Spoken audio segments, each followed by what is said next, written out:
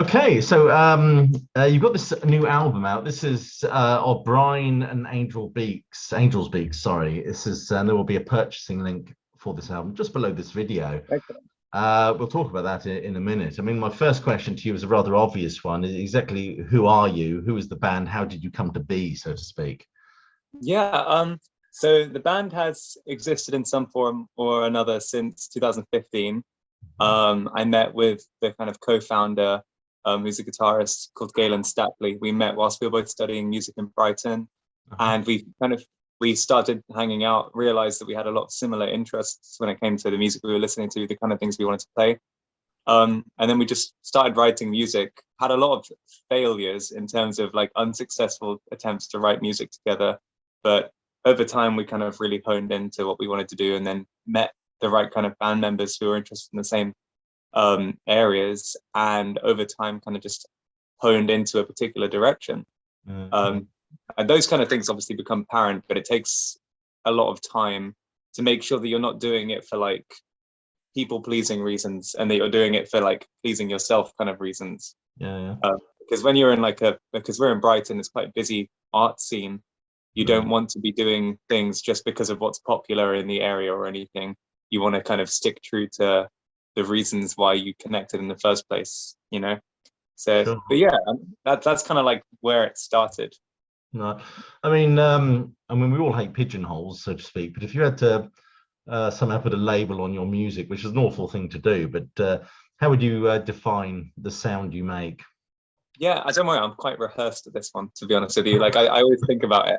I think it's probably safe to say that if you took like the drama of a band like maybe like 80s Iron Maiden, kind of took a Okay. band like Genesis, Yeah. both eras of Genesis, I would say the like Peter Gabriel era for the more progressive sound, but also some of the synth sounds and this like of the later Genesis stuff.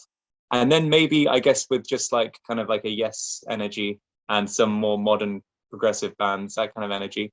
Those kind of elements, I feel like you end up with something that sounds a bit like Azure. Well, it's funny you should say that. I was listening to your album earlier. I said parts of it sounds almost like a Dream Theater combined with Oh, Elias of Sun Hillow. It's got that Yes vibe to it and that classic 70s prog to it, but it's also got the bite of what I would call more contemporary sort of prog metal, if we want to use that term. yeah, But I feel that. yeah, yeah, Dream Theater a big influence on you then? Well, that I mean, you know that story I told you about, like me meeting with the other founder.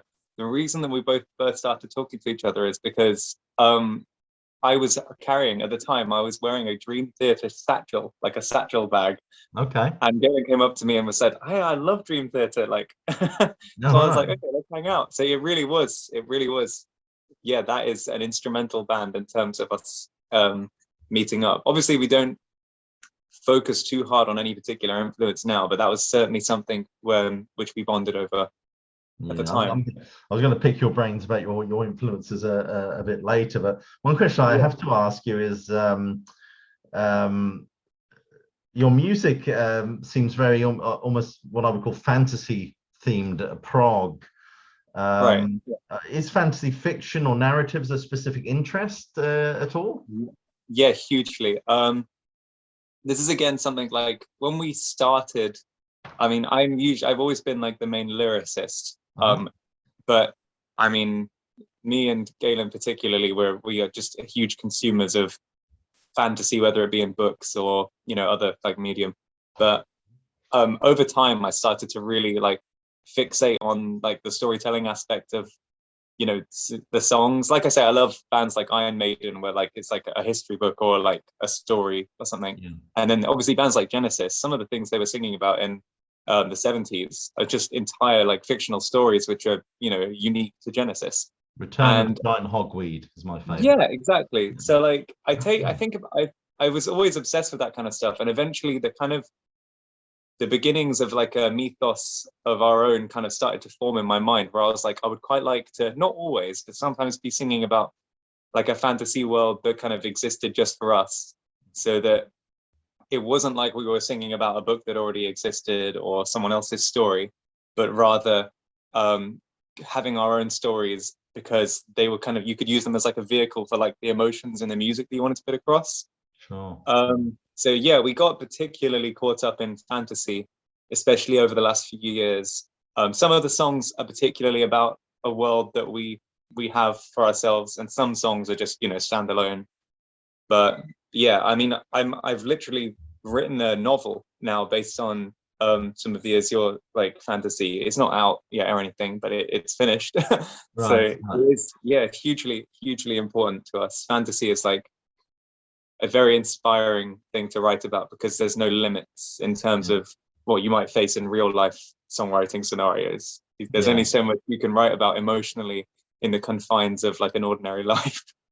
Well, that seems like to be certainly going back to what I would call the tradition of 70s prog. That was always dealt with these, but Dream Theater as well. I mean, they do that as well. They did that album. I can't remember the title of it, where they From the memory. Yeah.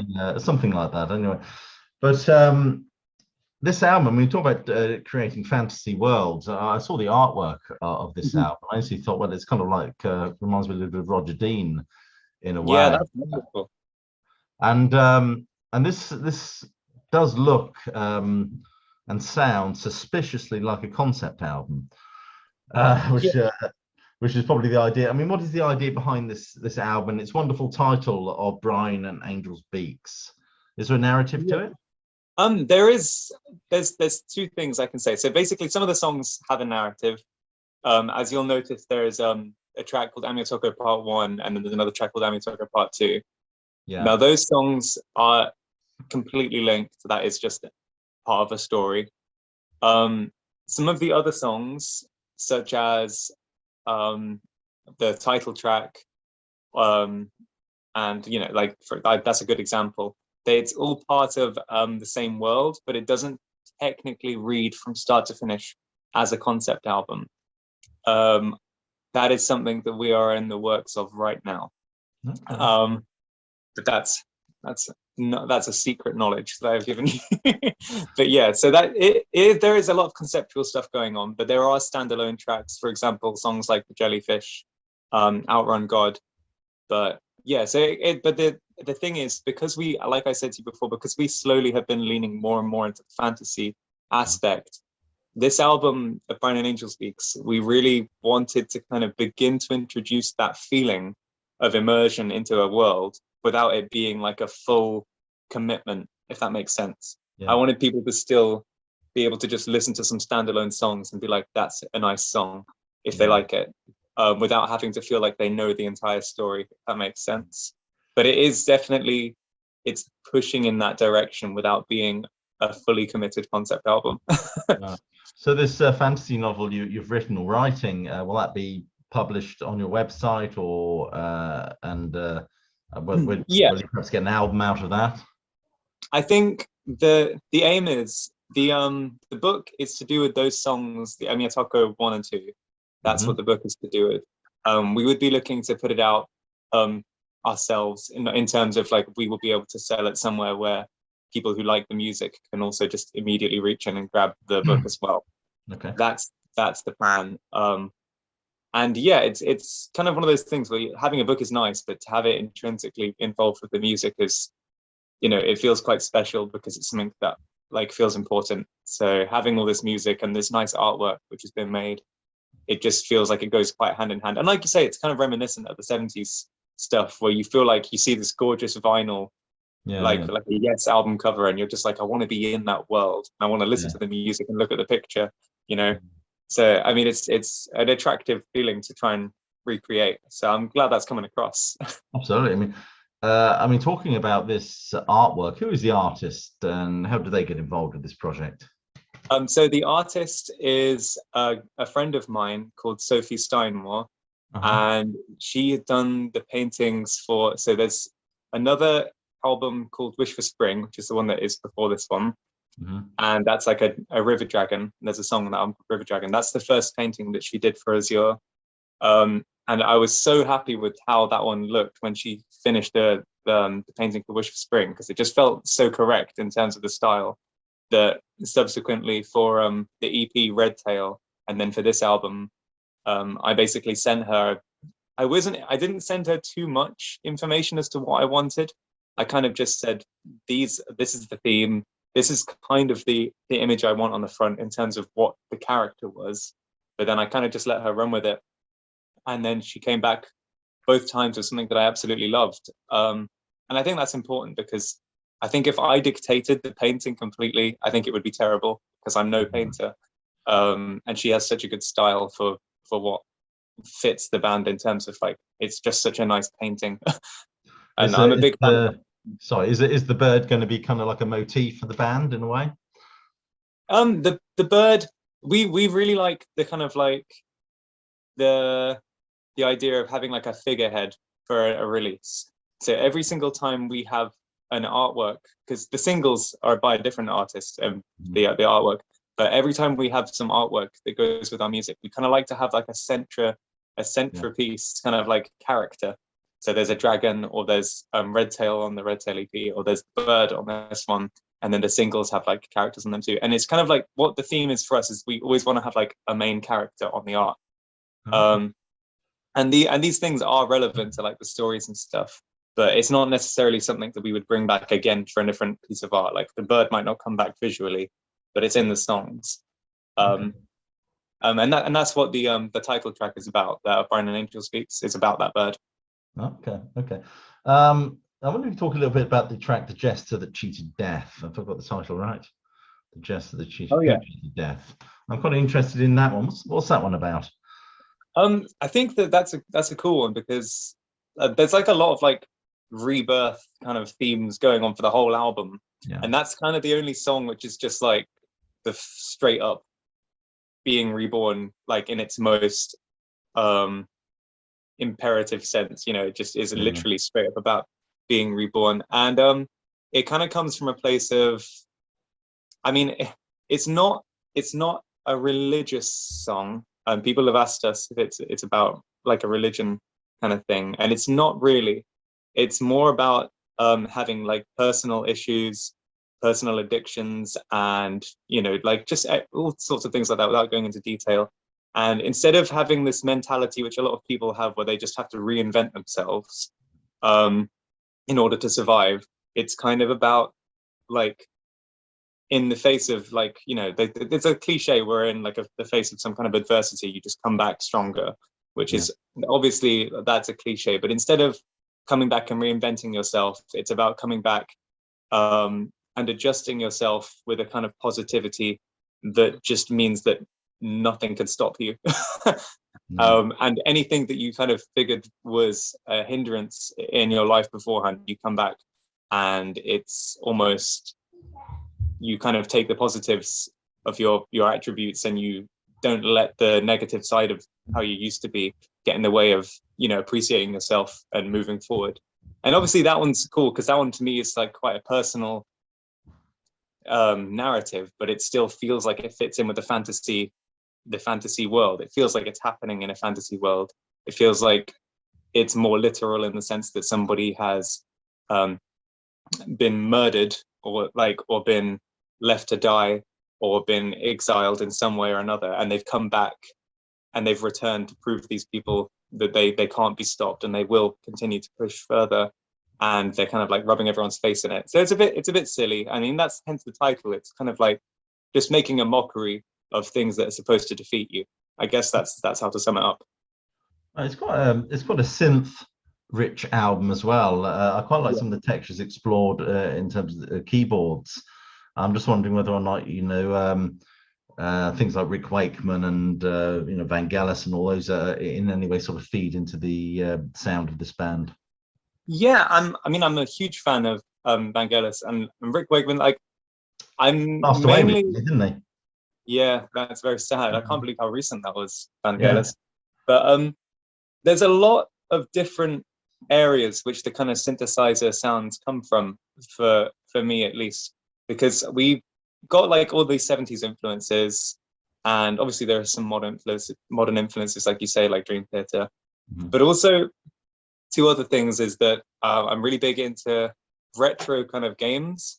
So things like classic like Japanese style like RPGs, where you kind of hear these very unrealistic sounding synthesizers and sound fonts like that, where it's kind of like, it's not really a flute and it's not really a violin, but it kind of has something. It's like, it sounds a bit like it. And it's, to me, it's just quite a nice sound, because it's not, I don't know, I don't know why, but it's just something which I like to include now and then. In the same way a mellotron back in the 70s, it doesn't sound like a perfect violin, but it just has that hazy aesthetic to it, which just has a certain mood which you can't recreate anywhere else. And so some of those games influence those synth choices.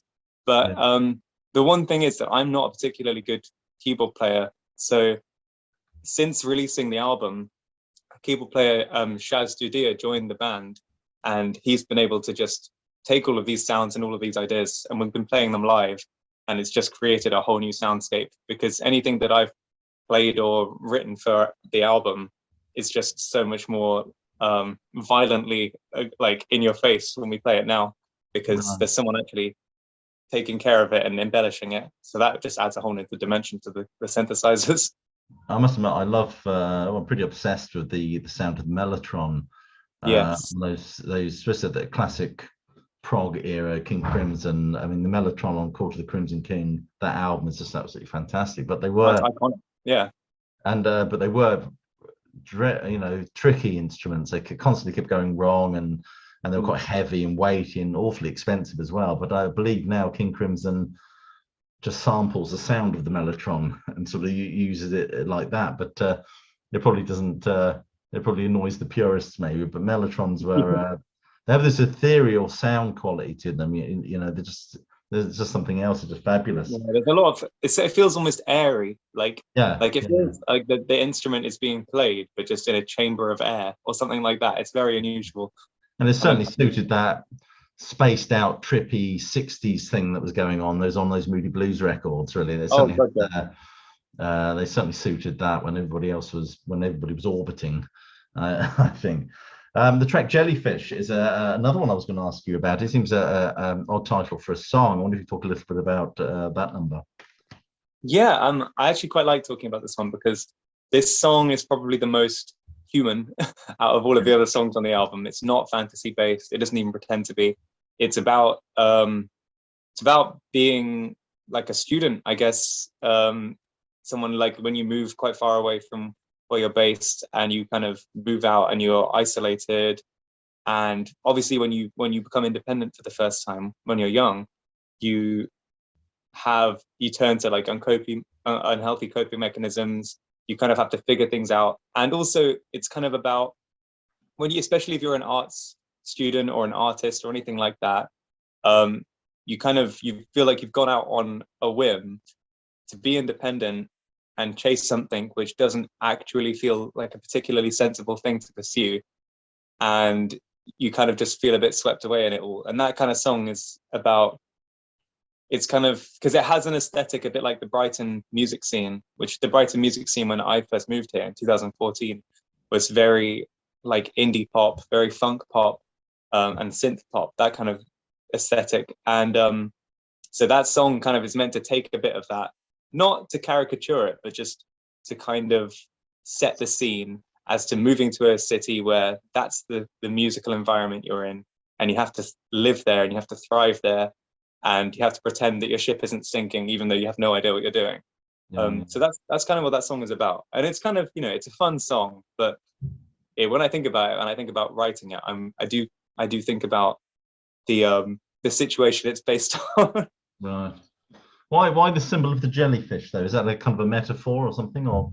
Yeah, I think it's because there is a lyric in the song where I think about a jellyfish, and they are so they don't even feel like they have their own autonomy. Do you know what I mean? They just kind of like pulse through the waves, and they just kind of get pulled around by whatever is affecting them. And that's kind of that's the metaphor, in the sense that you kind of just have to run with the flow of things and get pulled around. And also because it feels like when you've got like no bones left in your body, you're just kind of like this amorphous lump of just jelly.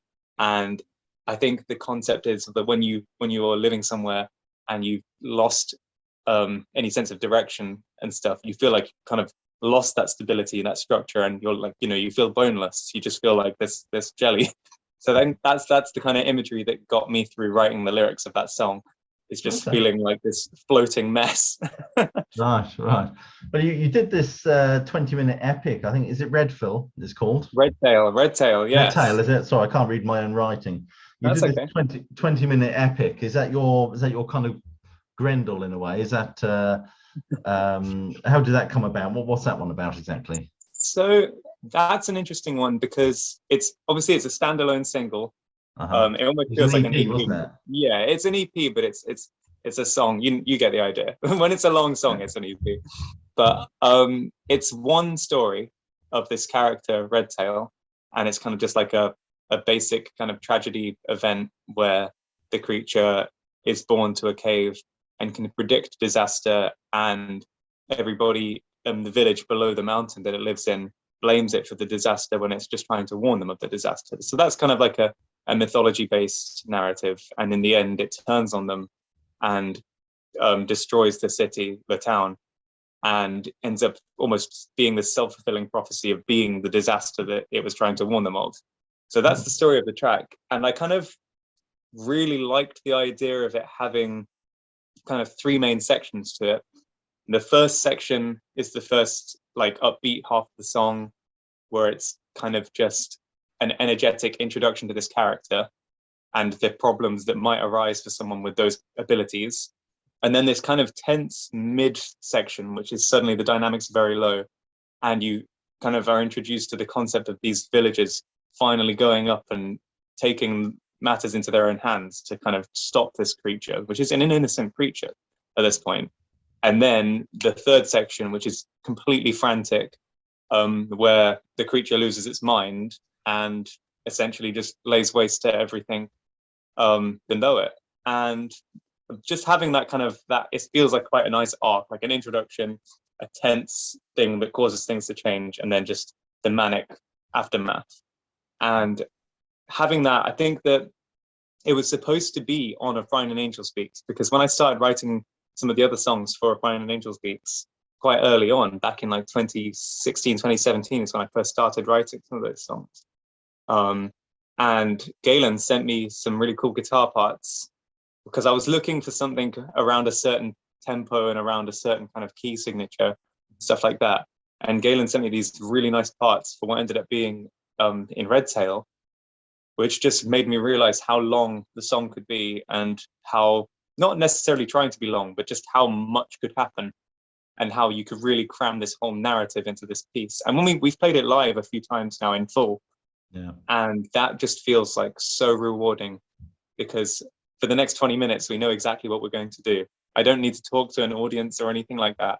We just go up and we just tell the story for 20 minutes straight. And there's a lot of emotions. And by the end of it, I always feel a bit like frazzled, because I think I spend too long in the character's mindset when I'm singing, which sounds really pretentious, but when you sing from that particular character, by the end of it, he's gone mad. So you find yourself kind of a bit manic at the end. Right. Yeah, I do. I absolutely love that one. It's probably one of my favorite things that we've ever been able to perform. Well, this might turn out to be your Grendel, so to speak. You know, yeah, I mean, that would be a wonderful thing. Had that a Grendel, but eventually they dropped it. But the audience kept demanding. It became a bit of a millstone around their neck, I think, eventually. Play Grendel. Yeah, absolutely. I mean, you want to really piss off Fish, go to his gig and shout Grendel or something like that. That's him. I mean, yeah. For now, though, if anyone asked me to play Red Tail, I'd be glad to. Yes. But maybe the novelty would wear thin eventually. Yeah. Are you touring at the moment? We aren't touring at the moment. We did a brief tour with a band called Tiberius earlier in the summer. And that was just like a UK top to bottom kind of thing. So we started in Scotland, ended in Bristol. And that was really fun. That was the first time we'd ever kind of just straight up done all those gigs in a row. And it was a really nice experience, because we're used to kind of just turning up and playing on certain shows and not doing like a string of them day after day. So that was nice, and I'd like to do it again soon. But for now, we've just got there's an online festival that we've got something prepared for, which is occurring on the 17th and 18th of September. So that's an online festival. If anyone follows us online, then they'll be able to see the links to that. And then we're playing another festival in Germany called Euroblast Festival. Oh, wow. And that festival, yeah, the Euroblast is happening from the 30th of September to the 2nd of October, I think. I'd advise flying. Don't go through Dover at the moment. Okay, I'll keep that in mind. I think yeah, like the queues there are dreadful. So yeah, those are our two set in stone festival things for now. We're very much in album finishing mode right now. Okay. So we're kind of keeping ourselves out of the gigs after doing that little tour so that we can just be as good as we can for our record. Right. But yeah, I mean, we love doing gigs at the moment though. And like, it's nice now because we've got we've got quite a lot of music to choose from.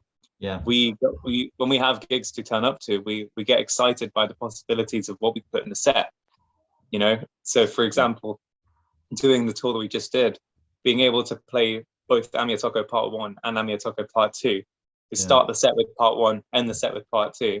It just feels like a nice little package. So every time we release new music, I get excited about putting it in the set. Yeah, I bet.